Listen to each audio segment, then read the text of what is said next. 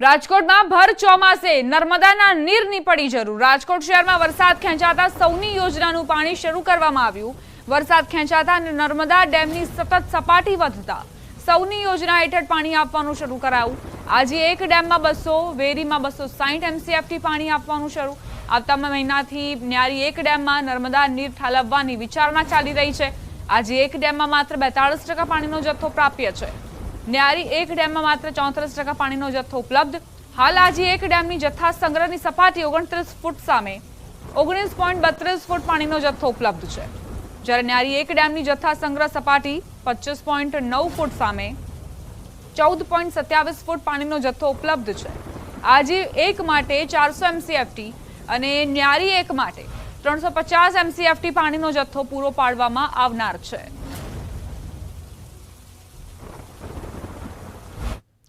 અમરેલી જિલ્લામાં ચોમાસામાં ઓછો વરસાદ નોંધાયો છે। તેના પગલે સાવરકુંડલાના ધારાસભ્યએ સૌની યોજના હેઠળ સૌરાષ્ટ્રના ડેમ ભરવા માટે રજૂઆત કરી છે। મહેશ કસવાલાએ મુખ્યમંત્રીને પત્ર લખી રજૂઆત કરી। તેમણે કહ્યું કે નર્મદામાં વધારાનું પાણી છોડવામાં આવી રહ્યું છે, તો આ પાણીથી સૌની યોજના હેઠળ સૌરાષ્ટ્રના ચેકડેમ, નદી નાળા ભરવામાં આવે, જેથી ચોમાસામાં જ્યાં ઓછો વરસાદ થયો છે ત્યાં પાણીની તંગી ન પડે તેમજ ખેડૂતોને મુશ્કેલી ન પડે તે માટે પત્ર લખી રજૂઆત કરાઈ છે। પાણી પુરવઠા મંત્રીશ્રીને વિનંતી કરીએ છીએ કે નર્મદામાં છોડાતું વધારાનું પાણી સૌની યોજના મારફત અમારા અમરેલી, ભાવનગર, સુરેન્દ્રનગર જે કોઈ જિલ્લાઓની અંદર અપૂરતો વરસાદ છે, નદી, નાળા, તળાવો અને ચેકડેમો, ડેમો હજી જ્યાં ખાલી છે, સૌની યોજના મારફત આ પાણીથી એને ભરવામાં આવે તો ખેડૂતોને ખૂબ મોટો ફાયદો થાય। બનાસકાંઠા માટે મહત્વના સમાચાર। દાંતીવાડા ડેમમાં નવા નીરની આવક। દાંતીવાડા ડેમમાં 571 ક્યુસેક પાણીની આવક। રાજસ્થાનમાં સારા વરસાદથી નવા નીર આવ્યા છે। દાંતીવાડા ડેમમાં નવા નીરથી ખેડૂતોમાં ખુશીની લહેર વ્યાપી છે।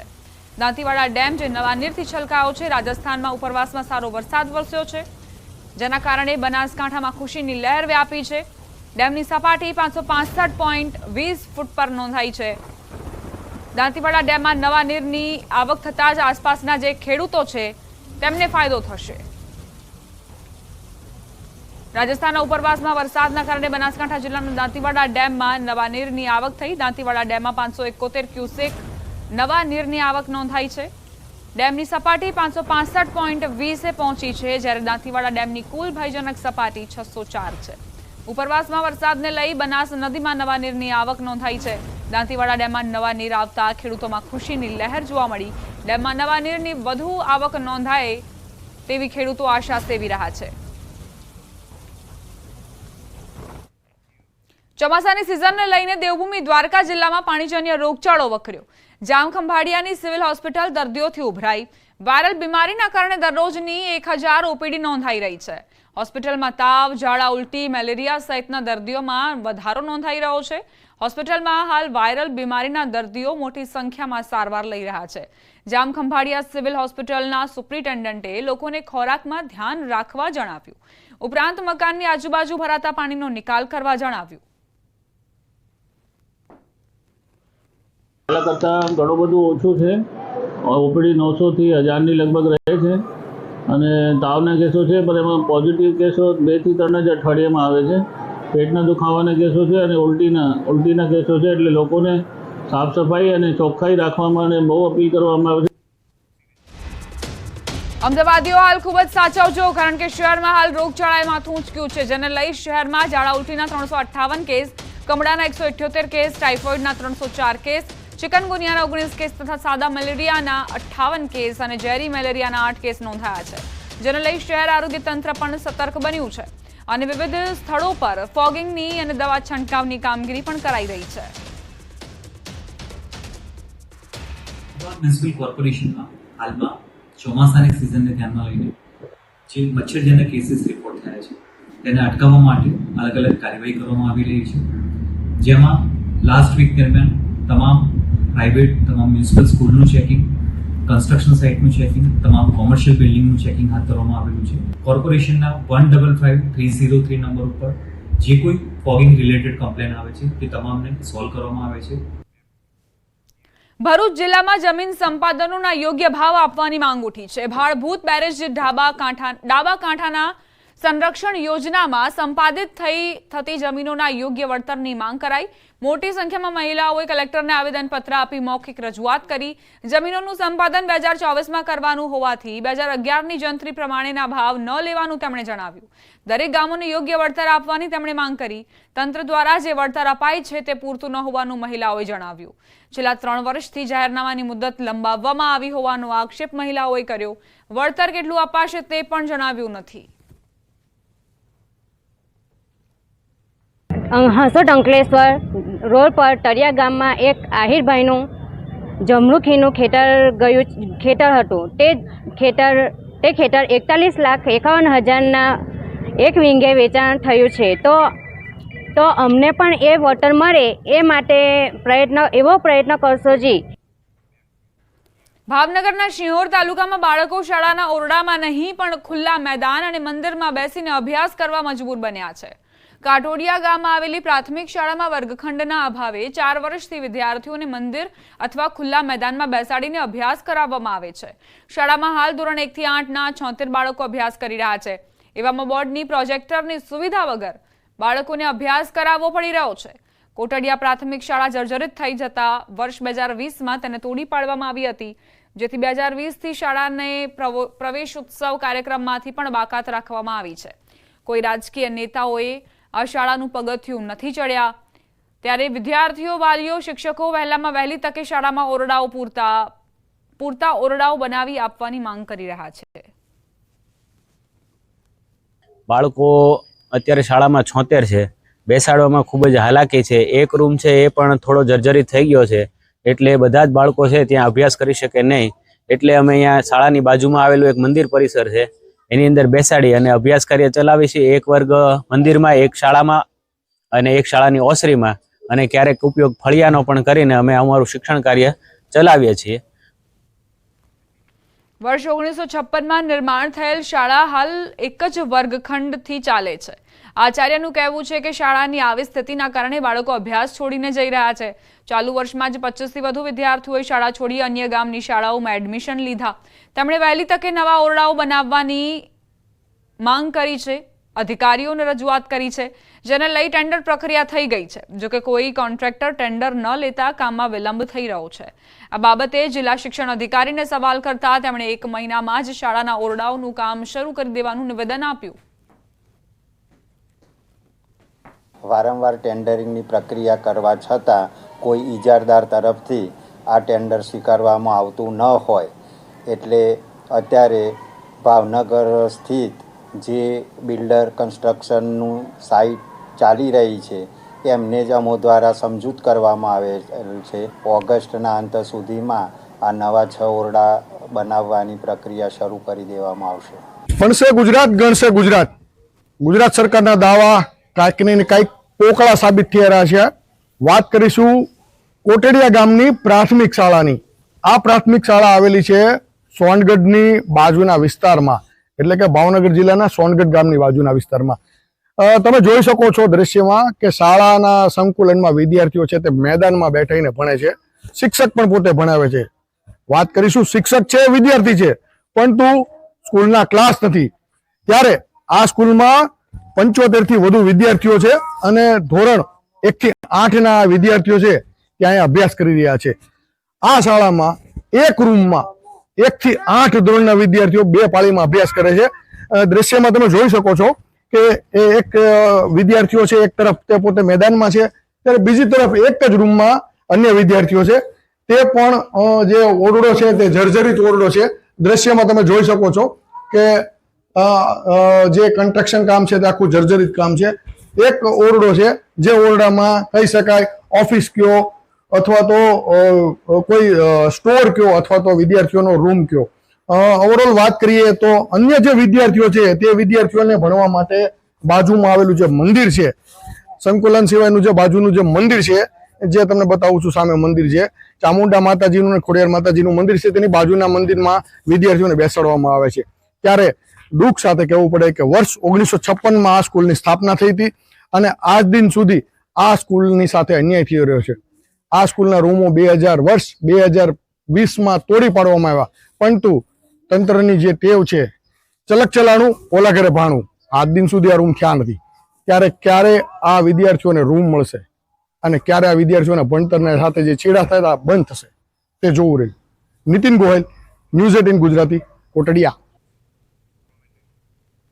તો 1956માં આ જે શાળા હતી તે બનાવવામાં આવી હતી અને અત્યારે એક જ વર્ગખંડમાં વિદ્યાર્થીઓ અભ્યાસ કરી રહ્યા છે. એટલી સ્થિતિ દયનીય બની ચૂકી છે કે વિદ્યાર્થીઓ અભ્યાસ છોડવાના મજબૂર બની ચૂક્યા છે. અન્ય ગામડાઓમાં જે શાળાઓ આવેલી છે ત્યાં એડમિશન લઈ રહ્યા છે. જિલ્લા શિક્ષણ અધિકારીએ કહ્યું કે 1 મહિનામાં તમામ કામગીરી થઈ જશે, પરંતુ જોવાનું એ રહ્યું કે આખરે ક્યારે અહીં વર્ગખંડો તૈયાર કરાશે, ઓરડાઓ તૈયાર કરાશે. રાજકોટમાં સ્વાતંત્ર્ય પર્વ પર ખેડૂતો અનોખો વિરોધ દર્શાવશે. ગુજરાત ખેડૂત હિતરક્ષક સમિતિ દ્વારા ખેડૂતો સોશિયલ મીડિયા થકી સરકાર સમક્ષ પોતાની વાત રજૂ કરવા અનોખું અભિયાન હાથ ધરવાના છે. ઘેડ વિસ્તારની સમસ્યા, વીજળીના પ્રશ્નો, જમીન માપણીની સમસ્યાઓ જેવા મુદ્દાઓને લઈ રાષ્ટ્રધ્વજ સાથે ખેડૂતો પોતાનો આક્રોશ નોંધાવશે. સોશિયલ મીડિયામાં રાષ્ટ્રધ્વજ સાથે પોતાનો ફોટો મૂકીને ખેડૂતો વિરોધ કરશે અને ઝડપી તેમની સમસ્યાનું નિરાકરણ આવે તેવી માંગ સરકાર સમક્ષ મૂકશે. સરકારની ખેડૂત પ્રત્યેની જે બેધારી નીતિઓના કારણે ખેડૂતો અત્યારે બદહાલ થયા છે. એ સંદર્ભે આવતી 15મી ઓગસ્ટ સ્વાતંત્ર્ય દિવસે અમે ગુજરાતભરના ખેડૂતો પોતપોતાના ખેતરેથી, પોતાના ઘેરથી તિરંગો ઝંડો હાથમાં રાખી તિરંગાના સન્માનમાં, તિરંગાની સાક્ષીએ અમે પોતાના જે પ્રશ્નો જે અત્યારે છે કે પાક વીમો, જમીન માપણી જેવા જે પ્રશ્નો, અનેક પ્રશ્નો છે તે સરકાર સમક્ષ રજૂ કરશું. એ પાક વીમામાં પ્રતિથી સાબિતી કરી હોવા છતાં પણ આજે ખેડૂતોને એ વીમા ચૂકવાયા નથી. બીજી સમસ્યા ખેડૂતોની છે એ જમીન માપણીની, અને વારંવાર સરકાર આ જમીન માપણીના મુદ્દાને આગળ ને આગળ ધપાવે છે. ખેડૂત સમાચાર સુરતથી. સુરત શહેર કોંગ્રેસ દ્વારા વિરોધ પ્રદર્શન યોજાયું. બાળકોને આપવામાં આવતી સરકારી શિષ્યવૃત્તિમાં ભેદભાવના આક્ષેપ મુકાયા. સુરતમાં ગુજરાત બહારના વિદ્યાર્થીઓને શિષ્યવૃત્તિ નહીં મળવાના નિર્ણયને કોંગ્રેસે વખોડ્યો. સરકાર દ્વારા શિષ્યવૃત્તિમાં અલગ નિયમો બનાવવામાં આવ્યાના આક્ષેપ મુકાયા. વિદ્યાર્થીઓને મળતી શિષ્યવૃત્તિને લઈને વાલીઓ દુવિધામાં મુકાયા છે.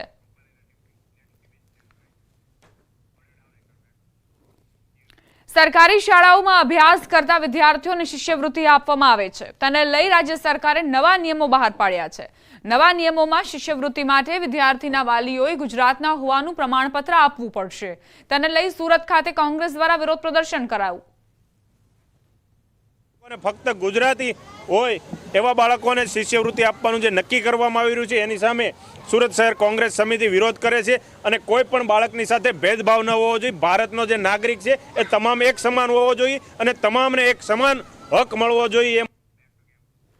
ગેરહાજર શિક્ષકોને લઈ સરકાર એક્શનમાં આવી છે. સમગ્ર રાજ્યમાં ગેરહાજર શિક્ષકો સામે તવાઈ બોલાવાઈ છે. અમદાવાદ શહેર જિલ્લાના 11 શિક્ષકો વિદેશ જતા રહ્યા. અમદાવાદના 14 શિક્ષકો લાંબા સમયથી રજા પર છે. અમદાવાદ ગ્રામ્યના 8 શિક્ષકો અને 2 કર્મચારીઓ લાંબા સમયથી રજા પર છે. અમદાવાદ શહેરના 3 શિક્ષકો લાંબી રજા પર વિદેશ જતા રહ્યા છે. અત્રેના જિલ્લામાં 8 જેટલા શિક્ષકો એવા જોવા મળ્યા છે કે જે ઘણા લાંબા સમયથી ગેરહાજર હોય. અલબત્ત જિલ્લા કક્ષાએથી આ કામગીરી અમે અગાઉથી શરૂ કરી દીધેલી હતી. જુલાઈ માસની અંદર જ્યારે મહેકમ બનાવવાની પ્રક્રિયા થતી હતી ત્યારે આવા કેટલાક શિક્ષકો અમારા ધ્યાન પર આવ્યા હતા અને એ શિક્ષકોને સામે નોટિસ આપી અને જરૂરી કાર્યવાહી કરવામાં આવેલી છે. 8 પૈકી 1 શિક્ષક મેડિકલ કારણોસર અને 7 શિક્ષકો એ વિદેશ પ્રવાસના કારણે શાળામાંથી ગેરહાજર જણાયા છે. ગુજરાતમાં શિક્ષણ જગત માટે સારા સમાચાર પ્રાપ્ત થઈ રહ્યા છે. બાલવાટિકાથી લઈને ધોરણ 12 સુધી કુલ 2.29 લાખથી વધુ વિદ્યાર્થીઓએ ખાનગી શાળામાંથી સરકારી શાળાઓમાં પ્રવેશ મેળવ્યો. વર્ષ 2024-25માં અમદાવાદ મહાનગરપાલિકામાં સૌથી વધુ કુલ 37,000 બાળકોએ ખાનગીમાંથી સરકારી શાળામાં પ્રવેશ મેળવ્યો છે. તો સરહદી જિલ્લા બનાસકાંઠામાં 10,000 કરતાં વધુ વિદ્યાર્થીઓએ ખાનગી શાળા છોડી સરકારી શાળાઓમાં પ્રવેશ મેળવ્યો છે. રાજકોટ કોંગ્રેસની ન્યાય યાત્રા મામલે સૌરાષ્ટ્ર ભાજપ પ્રવક્તા રાજુ ધ્રુવે કોંગ્રેસ પર પ્રહાર કર્યા. રાજકોટમાં ટીઆરપી ગેમ ઝોનની ઘટનાના પીડિતોને ન્યાય માટે કોંગ્રેસે તાજેતરમાં ન્યાય યાત્રા કાઢી હતી. આ બાબતે રાજુ ધ્રુવે કહ્યું, કોંગ્રેસે ન્યાય યાત્રા નહીં પ્રાયશ્ચિત યાત્રા કાઢવી જોઈએ. કોંગ્રેસે મધ્યપ્રદેશમાં ભોપાલમાં ગેસ કાંડ એમાં જે લોકો પીડિત પરિવારો હજી દુઃખી છે કેટલા લોકોએ જીવ ગુમાવ્યા. આ પરિવારો માટે કોંગ્રેસે ન્યાયયાત્રા કાઢવી જોઈએ. ખરેખર તો કોંગ્રેસ ન્યાયયાત્રાનો શબ્દ વાપરી શકે એમ નથી. એમને તો પ્રાયશ્ચિત યાત્રા જ કાઢવી પડે. ઇટલીના રોમમાં અક્ષર પુરુષોત્તમ દર્શન અને આધ્યાત્મિક ઇકોલોજી વિષયક વિશિષ્ટ સત્રનું આયોજન થયું. 25મી વર્લ્ડ કોંગ્રેસ ઓફ ફિલોસોફીમાં સ્વામિનારાયણ અક્ષર પુરુષોત્તમ તત્વજ્ઞાનનું ઉષ્માભર્યું સ્વાગત કરવામાં આવ્યું. ભગવાન સ્વામિનારાયણના વૈદિક તત્વજ્ઞાનને અક્ષર પુરુષોત્તમ દર્શન તરીકે ઓળખવામાં આવે છે. BAPS સંસ્થાના વિદ્વાન મહોપાધ્યાય ભદ્રેશદાસ સ્વામીની અધ્યક્ષતામાં UK, USA અને ભારતના વિદ્વાનો દ્વારા અક્ષર પુરુષોત્તમ દર્શન અને આધ્યાત્મિક ઇકોલોજી વિષય વિશિષ્ટ સત્રનું આયોજન થયું. આ પરિષદનું આયોજન રોમની સેપિયન્ઝા યુનિવર્સિટીમાં કરવામાં આવ્યું હતું. જાપાનના ફિલોસોફિકલ એસોસિએશનના પ્રમુખ અને આગામી વર્લ્ડ કોંગ્રેસ ઓફ ફિલોસોફીના આયોજક પ્રોફેસર નોબુરુ નોટોમીએ 2028માં ટોક્યોમાં યોજાનારી 26મી વર્લ્ડ કોંગ્રેસ ઓફ ફિલોસોફીમાં અક્ષર પુરુષોત્તમ દર્શન રજૂ કરવા માટે ભદ્રેશ દાસ સ્વામીને આમંત્રણ આપ્યું. આ કોન્ફરન્સમાં 120 દેશોના 89 તત્વજ્ઞાન વિદ્યાશાખાઓના 5000 કરતાં વધુ વિદ્વાનો અને વિદ્યાર્થીઓ ઉપસ્થિત રહ્યા.